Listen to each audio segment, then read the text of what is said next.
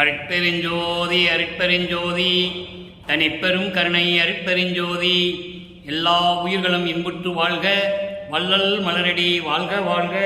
கொல்லா விரதம் குவளை எல்லாம் ஓங்குக, நல்லோ நினைத்த நலம் பெறுக.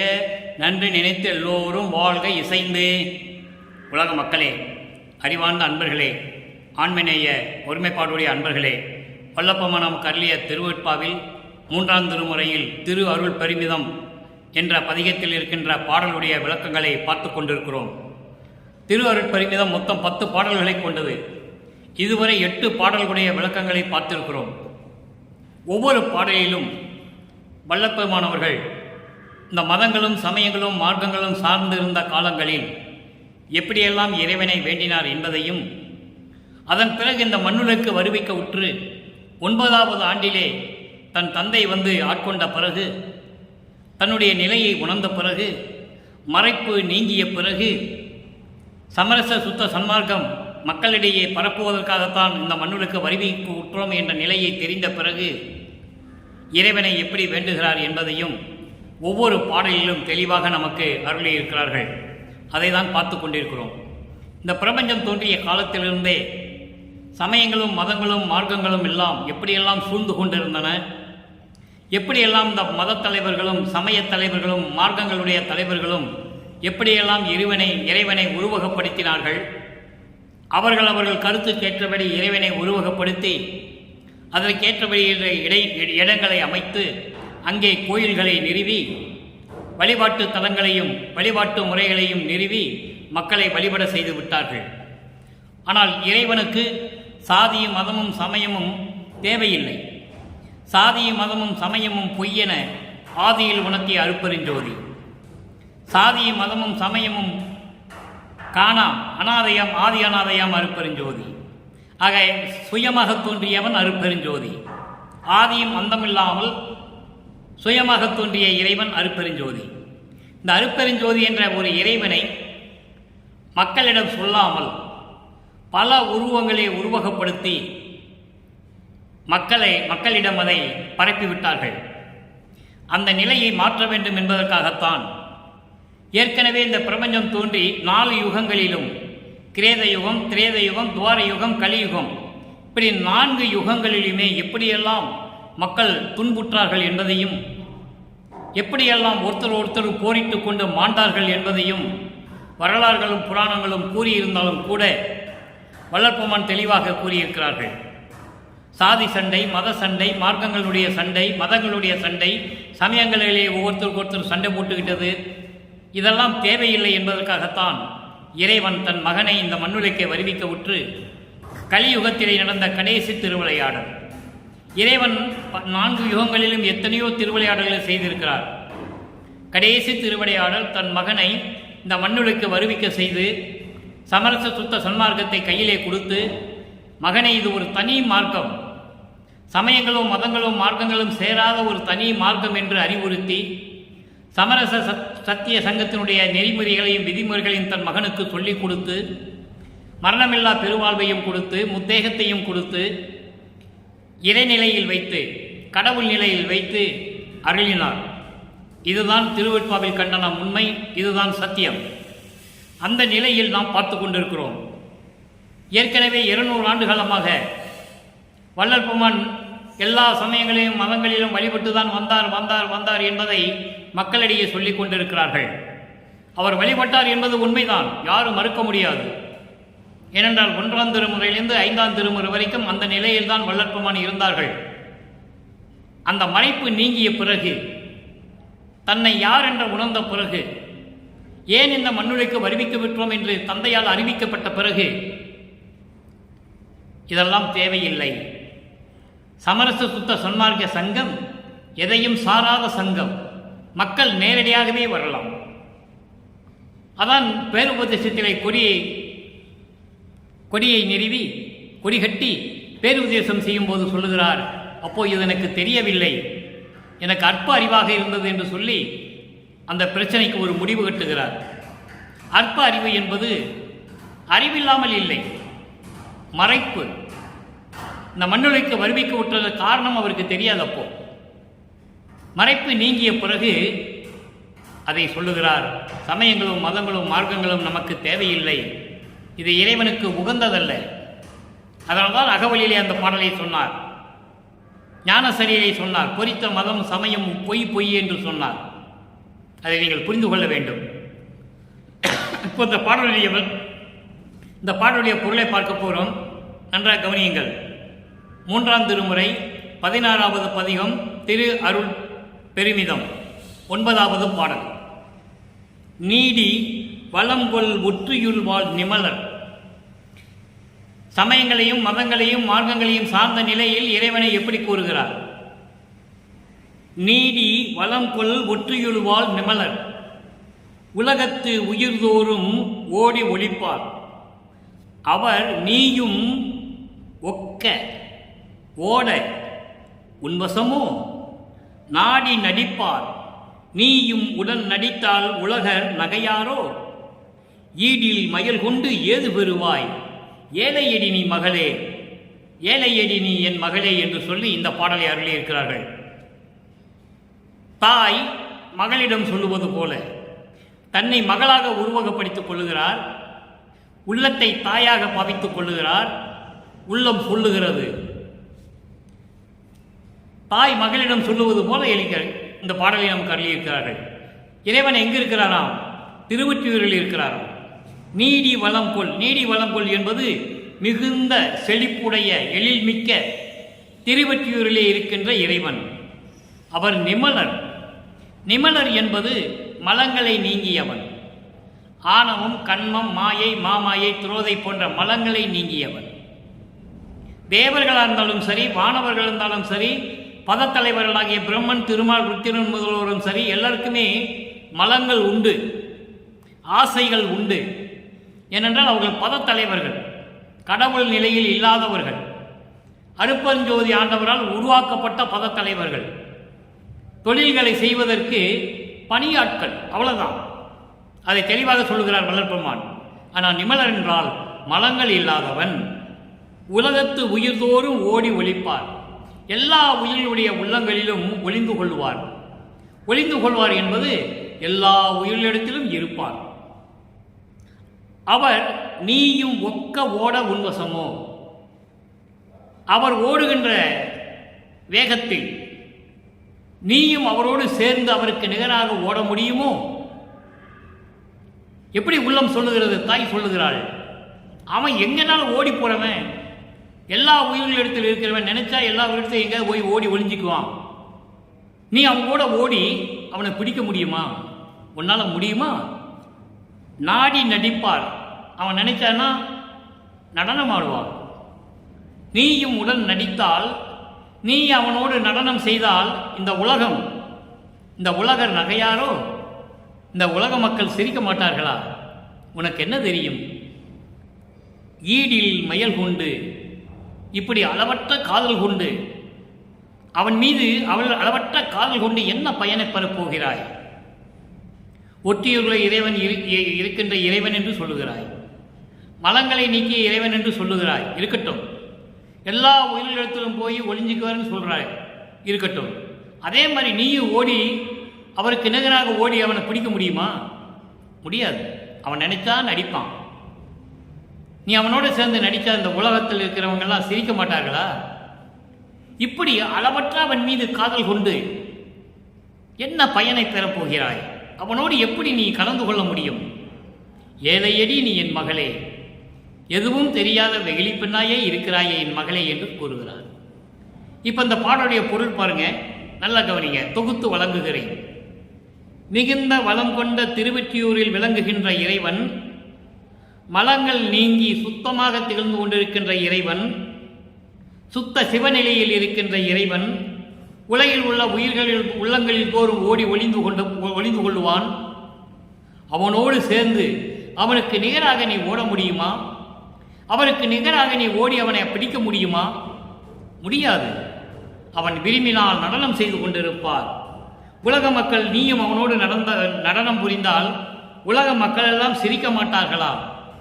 இதையெல்லாம் தெரிந்து கொள்ளாமல் அவருடனும் அல்லதா காதல் கொண்டு இப்படி தெரிந்து கொண்டிருக்கிறாயே என் மகளே, இதனால் உனக்கு என்ன பலன் கிடைக்கப் போகிறது?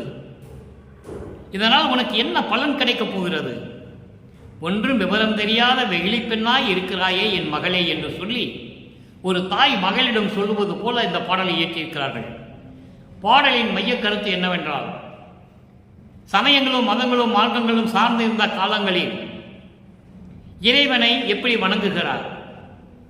செல்வ செழிப்புடன் நீர்நிலைகளோடும் பண்ணைகள் சூழ்ந்த வயல்கள் சூழ்ந்த செழிப்பாக விளந்து கொண்டிருக்கின்ற விளங்கிக் கொண்டிருந்த திருவொற்றியூரில் இருக்கின்ற இறைவன், மலங்களை நீங்கி சுத்த சிவநிலையில் இருக்கின்ற இறைவன், அந்த இறைவன் உலகத்தில் உள்ள எல்லா உயிர்களிடத்திலும் உள்ளத்திலும் ஓடி ஒளிந்து கொள்ளுவார். அப்படிப்பட்ட இறைவன் அருள் நடனம் செய்து கொண்டிருக்கின்ற இறைவன், அவனோடு நீ நிகராக நடனம் செய்து கொள்ள முடியாது. இப்படியெல்லாம் சொல்லி அவனிடம் என்ன பெறப்போகிறாய் என்று சொல்லுகிறார். என்ன அருளை பெறப்போகிறாய்? அப்போ அவர் பெற்ற அருளை சொல்ல வேண்டும். தாய் மகளிடம் கேட்கிறாள். அவனோடு கலந்து அவனை திருமணம் செய்து கொண்டு என்ன பயனை பெறப்போகிறாய் என்று சொல்லும் பொழுது, இறைவன் சமரச சுத்த சன்மார்க்கத்தை நிறுவி தன் மகனிடம் ஒப்படைத்த பிறகு திருவொற்றியூரை எப்படி சொல்லுகிறார்? திருவொற்றியூரில் வாழ்கின்ற இறைவன் என்று சொல்லுவார். இங்கே சத்தியஞான சபை வடலூரில் இருக்கின்ற இறைவன் சொல்லுவார். ஆக உலகத்தில் உள்ள எந்த ஆலயங்களில் இருந்தாலும் சரி, இறைவன் திருவிளையாடல் செய்த இடங்களெல்லாம் இருந்தாலும் சரி, இனிமேல் இறைவன் இருக்கின்ற ஒரே இடம் இந்த பிரபஞ்சத்திலேயே வடலூர் சத்தியஞான சபை என்பதை இங்கே நான் பதிவு செய்ய கடமைப்பட்டிருக்கிறேன். அதன் பிறகு தந்தை வந்து மகனோடு இரண்டரை கலந்து கொள்ளுகிறார். மகன் தேடி செல்லவில்லை. வல்லற்பமானுடன் அருட்பெருஞ்சாண்டவர் இரண்டரை கலந்து இறைவனாகிவிட்டார்கள். ஏற்கனவே இறைவனாகவே வந்தவர் அந்த திருவிளையாடல் நேரம் முடிந்தவுடனே, கால அளவு முடிந்தவுடனே இறைவனாகி அருவமாகுகிறார்கள். அவ்வளவுதான். உருவமாக இருந்த வள்ளல் பெருமான் அருவமாகிறார், இறைவனாகிறார். இப்போ இந்த பாடலுடைய பொருள் விளங்கி சொல்லிவிட்டாயிற்று. இப்போ இந்த பாடலில் சொன்ன கருத்துக்களை சமரச சுத்த சன்மார்க்கத்தை பெற்ற பிறகு அப்புறம் ஏன் இதெல்லாம் சொல்லணும்னு நீங்க கேட்கலாம். சொல்லிதான் ஆகணும். ஏன்னா இந்த மண்ணுலகிலே வறுமைக்கு உற்று மக்களோடு மக்களாக இருந்து கொண்டிருந்தவர், தோன்றும் துணையாக இருந்தவர் வள்ளல் பெருமான். மக்களை உணர்த்த வேண்டும், மக்களை திருத்த வேண்டும் என்பதற்காக திடீரென்று வந்தால் எதுவுமே செய்ய முடியாது. அதனால்தான் 51 ஆண்டுகள் இந்த மண்ணுலைக்கு வறுமைக்கு உற்று 51 ஆண்டுகள் வரையிலும் மக்களோடு மக்களாக தோன்றும் துணையாக இருந்தவர் வள்ளல் பெருமான் அவர்கள். இப்ப இந்த பாடலிலே சொல்லப்பட்ட திருவொற்றியூரிலே வாழ்கின்ற இறைவன் என்று சொல்லுவார். இப்போ எல்லா இடத்திலையும் திருவிளையாடல் செய்த இடங்களிலெல்லாம் இருக்கின்ற அருளை எல்லாம் ஒன்றாக சேர்த்து வடலூரிலே கொண்டு வந்து நிறுத்தி விட்டார் உண்மையான இறைவனை. இறைவன் ஒருவன் தான், அருட்பெருஞ்சோதி. அது எந்த நிலையிலும் மாற்றமில்லை. யாரும் மக்களிடம் சொல்லாததால் 4 யுகங்களிலும் சரி, வள்ளல் பெருமான் இறைவனான பிறகும் சரி, இந்த 200 ஆண்டுகளாவது இதை யாரும் சொல்லவில்லை. அதைத்தான் வள்ளல் பெருமான் இங்கே கூறுகிறார். இந்த 3 நிலைகளுக்கும் நீ அந்த இறைவனை காதலித்து மனம் செய்ய கொள்ளப் போகிறாய், கலந்து கொள்ளப் போகிறாய் என்று சொல்லுகிறாளே, நீ என்ன பயனை பெறப் போகிறாய் என்று மகளிடம் சொல்லுவது போல திருவருட் பெருமிதம் 9வது பாடலிலே நமக்கு அருளி இருந்தார்கள். அந்த விளக்கத்தை பார்த்து விட்டோம். 6ஆம் திருமுறைக்கு வாங்க. 6ஆம் திருமுறை 75 நற்றாய் கூறல். அதே தாய் மகளை பற்றி என்ன சொல்லுகிறாள்? சமரச சுத்த சன்மார்க்கத்தை பெற்ற பிறகு அதையெல்லாம் தேவையில்லை. மதங்களும் சமயங்களும் மார்க்கங்களும் தேவையில்லை. நேரடியாகவே இறைவனிடம் வரலாம் என்று சொல்லுகிறார். ஒன்றிலே பிரிது ஒன்று. வேறு எதையும் நான் விரும்பவில்லை, வேறு எதையும் நாடி நான் செல்லவில்லை. உன் அருள்ஜோதி ஒன்று உற ஒன்றினேன் என்றால் இந்த மதங்களும் சமயங்களும் மார்க்கங்களும் எனக்கு தேவையில்லை. நான் எவற்றிலும் எவைவற்றிலும் சொல்லவும் சரி, செல்லவும் சரி, எனக்கு தேவையில்லை. ஒன்றிலேன் பிரிது ஒன்று. வேறு எந்த இடமும் எனக்கு விருப்பமில்லை. எனக்கு எதுவுமே தேவையில்லை. சமயங்களும் மதங்களும் மார்க்கங்களும் இந்த கருத்து வேறுபாடுகள் உள்ள முரண்பாடுகள் உள்ள இந்த நெறிகளெல்லாம் எனக்கு தேவையில்லை. உன் அருள்ஜோதி ஒன்று உற. உன் அருள்ஜோதி ஒன்றை பெறுவதுதான் எனது லட்சியம். அதுக்குதான் ஒன்றினேன். ஒன்றினேன் என்பது உன்னை சார்ந்தேன் என்றால் நன்றிலேன் எனினும் நின் திருவடியை நம்பினேன். எனக்கு நன்றி இல்லாதவர்களும் பரவாயில்லை, ஆனால் உன் திருவடியை விரும்பினேன், நயந்து அருள் என்றாள். நீ விரும்பி எனக்கு அருள் தர வேண்டும் என்று என் மகள் இறைவனிடம் சொல்லுகிறாள் என்று தாய் கூறுகிறாள். அங்கே தாய் எப்படி சொன்னால், நீ என்ன பலனை பெறப் போகிறாய் இறைவனை நினைத்து என்று சொல்லும் பொழுது இங்கே பதில் கொடுக்கிறார். தாய் பதில் கொடுக்கிறார்.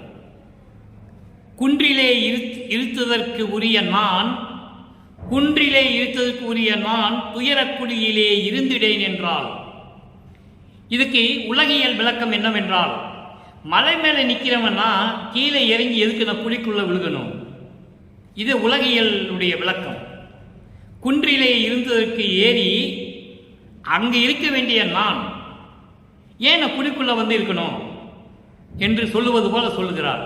ஆனால் சமரச சுத்த சன்மார்க்கத்துடைய விளக்கம் என்னவென்றால், குன்றிலே இருத்ததற்கு உரிய நாம் எல்லா நிலைகளையும் கடந்து, தத்துவங்களையும் 36 தத்துவங்களையும் கடந்து, 6 அந்தங்களையும் கடந்து, சரியை கிரி யோக ஞானம் என்ற 16வது நிலைகளையும் கடந்து 16வது நிலையில் இருக்கின்ற சிவநிலையில் இருக்கின்ற நான் துயரக்குழியிலே இருந்திடேன். இந்த சமயங்களையும் மதங்களையும் மார்க்கங்களையும் தருகின்ற இந்த துயரங்களில் எல்லாம் இருக்கின்ற இதனிடம் நான் சாரமாட்டேன். அதெல்லாம் படும் குழி, பாதாள குழி, சாக்கடை என்று சொல்லுகிறார். அருட்பாவிலே நிறைய விளக்கங்கள் உண்டு. சந்தடி சாக்கையிலே என்று சொல்லுவார்.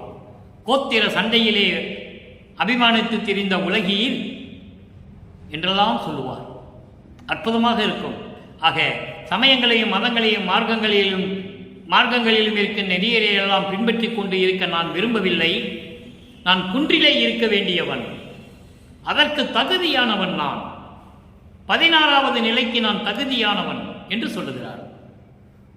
மன்றிலே நடம் செய் வள்ளலே என்றார். சத்திய ஞான சபையிலே நடனம் செய்து கொண்டிருக்கின்ற வள்ளலே என்றார். அங்கே திருவொற்றியிலே இருக்கின்ற இறைவன் என்று சொல்லுகிறார். சமயங்களும் மதங்களும் மார்க்கங்களும் சார்ந்திருந்த காலகட்டங்களில் அதன் சமரச சுத்த சன்மார்க்கம் பெற்ற பிறகு வடலூர் சத்திய ஞான சபையிலே இருக்கின்ற இறைவன் என்று சொல்லுகிறார். அப்போ மதங்களும் சமயங்களும் மார்க்கங்களும் தேவையில்லை என்பதை தெளிவுபடுத்துகிறார் வல்லற்பமானவர்கள். வரத்தினால் நான் பெற்ற மகளே. அடுத்து பதிகம் 69 ஆனந்த அனுபவம் 9வது பாடல். எல்லாமே 9வது பாடல் தான். கண்டேன் கழித்தேன் கருணை திருவமுதம் உண்டேன், அழியா உரம் பெற்றேன், பண்டே என்னை உவந்து கொண்டான், எழில் ஞானம் மன்றம் தன்னை உவந்து கொண்டான் தன்னை. இது பாடல். என் தந்தையை கண்டேன், மகிழ்வுற்றேன், கருணை திருவமுதம் உண்டேன், கருணை என்னும் திரு அமுதத்தை எனக்கு கொடுத்தான், நான் அதை உண்டேன். அழியா உரம் பெற்றேன், அழியா வரம் பெற்றேன், மரணமில்லா பெருவாழ்வை பெற்றேன். பண்டே, பண்டே என்பது முன்னமே, முன்னமே என்பது இந்த பிரபஞ்சம் தோன்றிய காலத்திலேயே என்னை வந்து வலிந்து உவந்து ஆண்டு கொண்டவன். எப்போ தெரியுது அவருக்கு? சமரச சுத்த சன்மார்க்கத்தை பெற்ற பிறகு தெரியுது, அதுக்கு முன்னால் தெரியாது.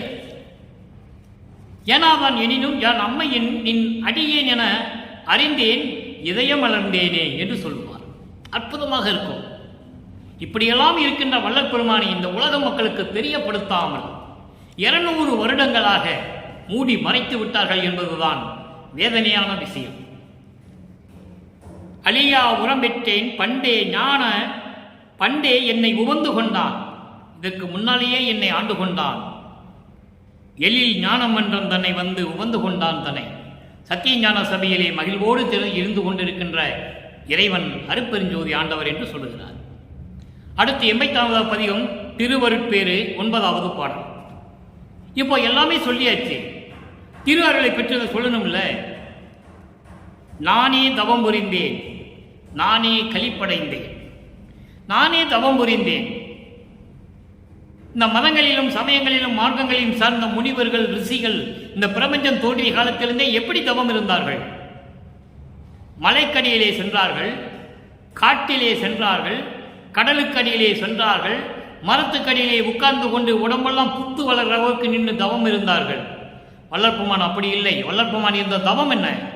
நோவாமல் நோன்பு, உடம்பை வருத்தாமல், உணவின்றி உறக்கமின்றி எலும்பு புலப்பட உடம்பை வருத்தாமல் எந்நேரமும் இறை சிந்தனையிலே இருந்து கொண்டு சமரச சுத்த சன்மார்க்கத்தில் தவம் தேவையில்லை, யோகம் தேவையில்லை. புலையும் தவிர்த்து சைவ உணவுகளை, மாமிச உணவுகளை விட்டு சைவ நெறியிலே இருந்து கொண்டு மகாமந்திரத்தை சொல்லி இறைவனை நினைத்துக் கொண்டிருந்தால் போதும். அதுதான் பெரிய தவம். உயிர்களை துன்புறுத்தாமல் இருக்க வேண்டும். இப்படி இருக்கிறது தான் தவம். நானே தவம் புரிந்தேன், நானே களிப்படைந்தேன், தேனே என்னும் அமுதம் தேக்க உண்டேன். தேன் போன்று இருக்கின்ற அருள் அமுதத்தை தேக்க உண்டேன். தேக்க உண்டேன் என்றால் மிச்சம் மீதி இல்லாமல், முழுவதுமாக, சலிக்காமல், சலிப்படையாமல் எல்லாவற்றையும் உண்டேன். அப்படி என்றால் என்ன அர்த்தம்? எல்லாரையும் பெற்றுக்கொண்டேன் என்று சொல்லுகிறார். எல்லாரையும் பெற்றுக்கொண்டேன், 5 தொழில்களையும் பெற்றுக்கொண்டேன், பிரபஞ்சத்தை இயக்கக்கூடிய எல்லா அருள் வல்லமையையும் பெற்றுக்கொண்டேன் என்பதை தான் தேக்க உண்டேன் என்று சொல்லுகிறார். அடுத்து, ஊனே ஒளி விளங்க பெற்றேன். இந்த உடம்பு ஒளி உடம்பாக பெற்றேன். எவ்வளவு அற்புதமா சொல்றார் பாருங்க. ஒளி ஒளி ஒளி வடிவனாகி திகழ இகழ அருள் செய்தான் இசைந்தே என்று சொல்லுவார். அற்புதமாக இருக்கும். ஆக, ஊனே ஒளி விளங்க பெற்றேன், உடையான் எனைத்தான் அழிவிளங்க தூக்கி அணைத்தான். என்னை உடையவன், என் தந்தை, என்னை ஈன்றவன், நீயே என் தந்தை அருளுடையாய், என்னை நேர்ந்து பெற்ற தாயே என்று சொல்லுவார். என்னையும் இரக்கந்தன்னையும் ஒன்றாக இருக்க இசைவித்தே மன்னி வாழ்வுரை இவ்வுலகில் என்னை வருவிக்க வாழ்வித்த அருள் வள்ளலே என்று சொல்லுவார். கருணை வள்ளலே என்று சொல்லுவார். அப்படியெல்லாம் என்னை வருவிக்க உற்றாய் என்று சொல்லுகிறார். அப்படிப்பட்ட இறைவன் என்னை உடையான், என்னைத்தான் ஒளி விளங்க தூக்கி அணைத்தான். அழிவிளங்க என்பது அழிவிளங்க, அழி என்பது கருணை, தயவு. கருணையோடும் தயவோடும் என்னை தூக்கி அணைத்தான் என்று சொல்லுகிறார். அடுத்த ஒரு பாடல் பாருங்க. 95வது பதிகம், பேரருள் வாய்மையை வியத்தல். இறைவனுடைய அந்த அருள் வல்லமையை பெற்ற பிறகு வியந்து சொல்லுவது 9வது பாடல். இதனுடைய விளக்கம் 9வது பாடல் என்பது இன்று நாம் பார்த்த திருவருட்பெருமிதம் 3ஆம் திருமுறையில் இருக்கின்ற 9வது பாடலுக்கு விளக்கம். அங்கு ஒரு வரியில் சொல்லுவார், அவனை காதலித்து மணந்து கொண்டு நீ என்ன பலனை பெறப் போகிறாய் என்று சொல்லுகிறாள் தாய் மகளை பார்த்து. என்னென்ன பலனை பெற்றார் என்பதை தான் 6ஆம் திருமுறையிலே நாம் பார்த்து கொண்டிருக்கிறோம். அச்சோ, என்னவென்று சொல்லுவேன்? ஐயோ, அதிசயமாக இருக்கிறது, நான் என்னவென்று சொல்லுவேன்? என் ஆண்டவன் அம்பலத்தான் எச்சோதனையும் இயற்றாது என் உள் கலந்து இன் அருளாம் மெய்ஜோதி ஈந்து என்னை மேல்நிலைக்கு ஏற்றி விரைந்து உடம்பை இச்சோதியாக்கி அழியா நலம் தந்த விச்சையே. இது பாடல். இறைவன் எனக்கு கொடுத்த அருளை எப்படி என்று சொல்லுவது? இவ்வளவு அதிசயம், நான் என்னவென்று சொல்லுவேன்? என் ஆண்டவன் அருப்பெருஞ்சோதி, என் அம்பலத்தான் அருப்பெருஞ்சோதி, எனக்கு எந்த சோதனைகளும் இயற்றாது. எல்லாருக்கும் சோதனைகள் இயற்றி உண்டு. சோதனைகள் செய்துதான் அருள் செய்வார் இறைவன். ஆனால் அவர் மகனுக்கு அப்படி அல்ல.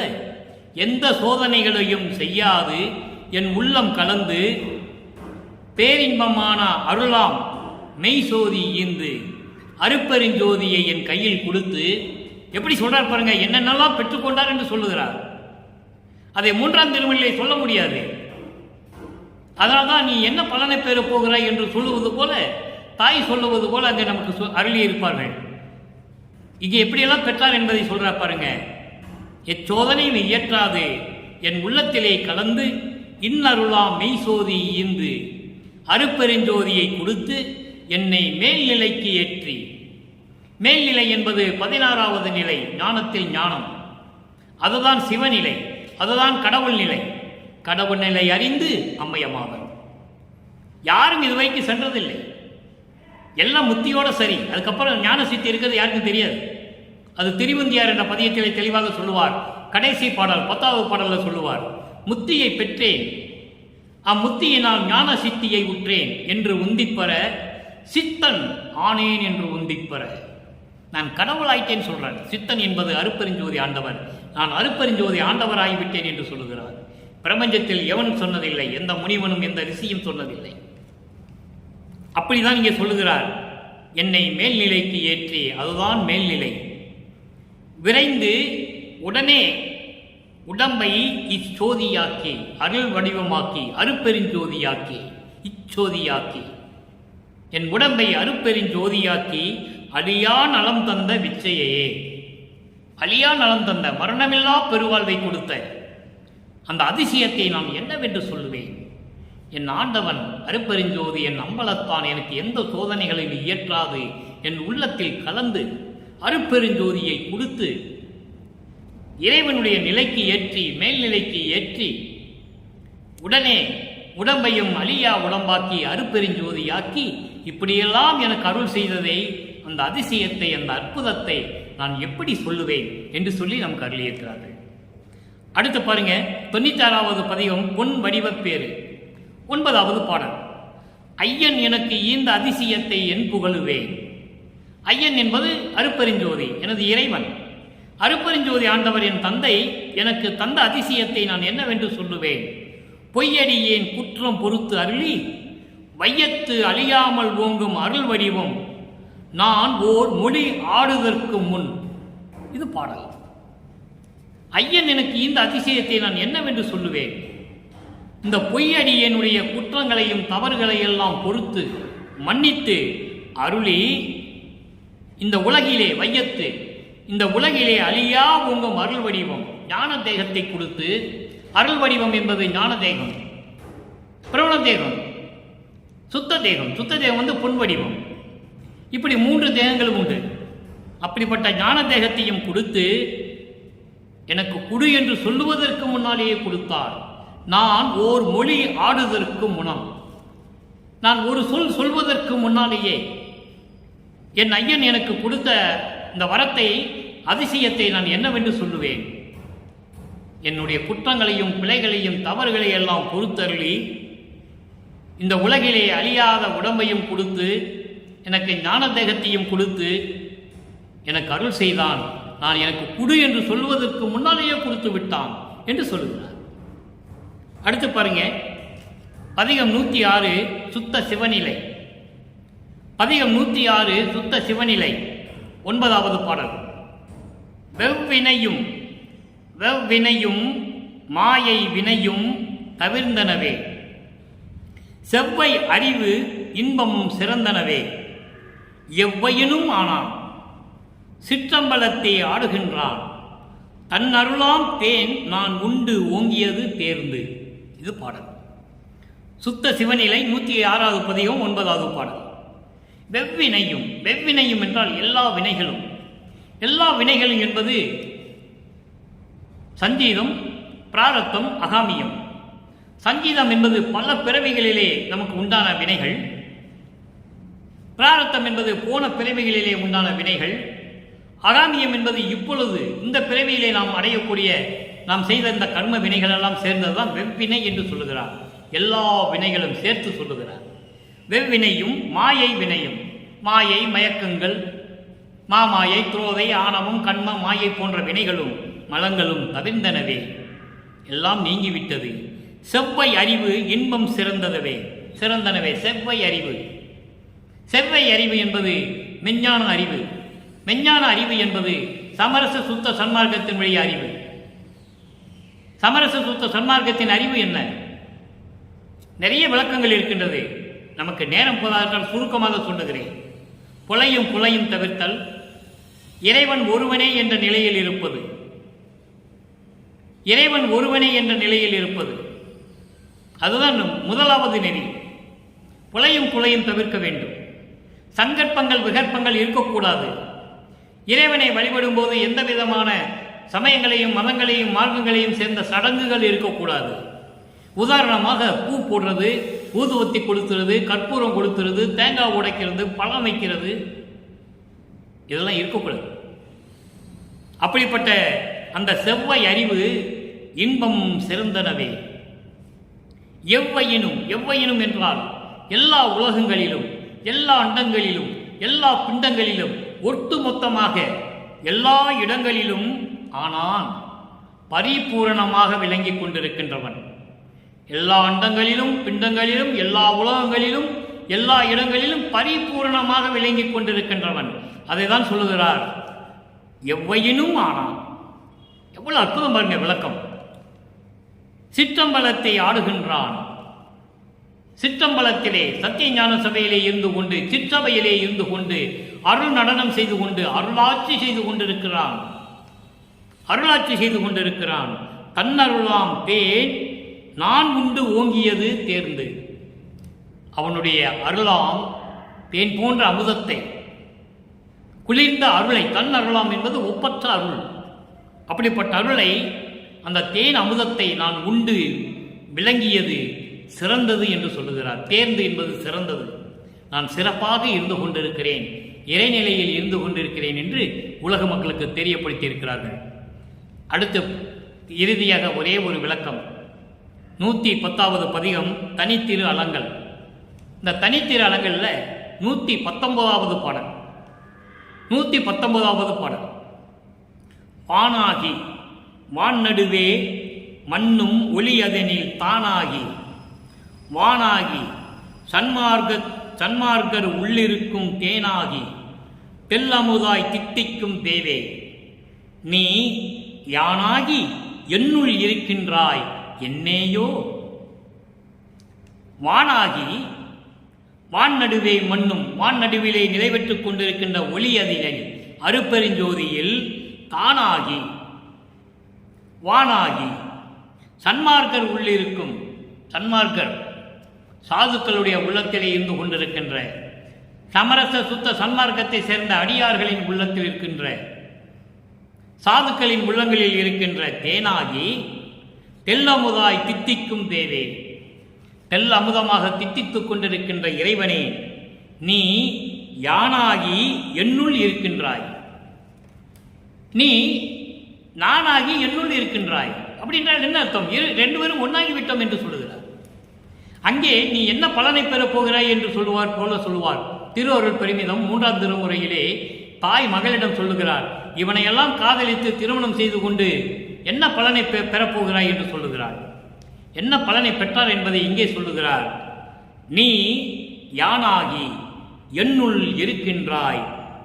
இதற்காகவோ, எத்தகையதோ என்று வியந்து சொல்லுகிறார். இறைவன் தன்னோடு இரண்டரை கலந்ததை சொல்லுகிறார். நான் தானாகி, தான் நானாகி, நானும் தானாகி ஒன்றாய் இருக்கின்றோம் என்று சொல்லுவார். வானாகி உள்ளம் முழுதும் தித்தித்து திகழ்கின்றாய். கோனாகி அப்படின்றலாம் சொல்லுவார். கோனாகி மணிமன்றிலே வாழும் கோவே என்று சொல்லுவார். இப்படி பல பாடல்களிலே வல்லற்பமான இறைநிலையை சொல்லியிருப்பார். என் சாமி, என் துரை, என் உயிர் நாயகனார் இன்று நான் வந்து இருக்கும் இடத்தில் அமர்கின்றார். பின்சாரம் 2.5 நாளிகைக்குள் என் பேர் உடம்பில் கலந்து பிரியாது இருப்பார். இப்படி எத்தனையோ பாடல்களை நாம் சொல்லிக்கொண்டே போகலாம். சொல்ல சொல்ல விவரங்கள், விளக்கங்கள் வந்து கொண்டே இருக்கும் அன்பர்களே. ஆக இன்று நாம் பார்த்த பாடலுடைய விளக்கம் இதோடு முடிந்துவிட்டது. இன்று எளிமையான விளக்கம். இறைவன் எப்படிப்பட்ட நிலையில் இருக்கிறார், அந்த இறைவனிடம் எப்படியெல்லாம் அருளை பெற்றுக் கொண்டார். சமரச சுத்த சன்மார்க்கம் என்பது ஒரு தனி மார்க்கம். சமயங்களும் மதங்களும் மார்க்கங்களும் ஒரு சாராத மார்க்கம். அந்த மார்க்கத்திலே இறைவனை இப்படிதான் வழிபட வேண்டும் என்ற விதிமுறைகளை வளர்ப்பமாக நமக்கு வழிவகுத்து கொடுத்திருக்கிறார்கள். அதையும் பார்த்து கொண்டிருக்கிறோம். எனவே அப்படிப்பட்ட இறைவனை நீங்களும் வழிபட்டு சுத்த சன்மார்க்கத்தில் இருந்து கொண்டு சமரச சுத்த சன்மார்க்க சத்திய சங்கத்தினுடைய விதிமுறைகளை பின்பற்றி புலையும் கொலையும் தவிர்த்து, அதாவது சைவ நெறியில் இருந்து கொண்டு மண்ணகல் விளக்கிலே தீபமேற்றி அதன் முன்னால் அமர்ந்து கொண்டு எந்த விதமான சடங்குகளும் இல்லாமல், சங்கற்ப விகற்பங்களும் இல்லாமல் இறைவனை வழிபட்டு இறைவனுடைய அருளையும் பொருளையும் பெற்றுக்கொண்டு இந்த வையகத்திலே நீங்கள் பிள்ளைகளோடும் மனைவியோடும் உறவினர்களோடும் உற்றார் உறவினர்களோடும் நோயின்றி வாழ இறைவனுடைய தயவோடையும் கருணையோடையும் வாழ்த்தி இந்த வள்ளலார் ஊழியன் விடைபெறுகிறேன். மீண்டும் நாளை சந்திப்போம். நன்றி, வணக்கம். அருட்பெருஞ்சோதி அருட்பெருஞ்சோதி, தனிப்பெரும் கருணை அருட்பெருஞ்சோதி.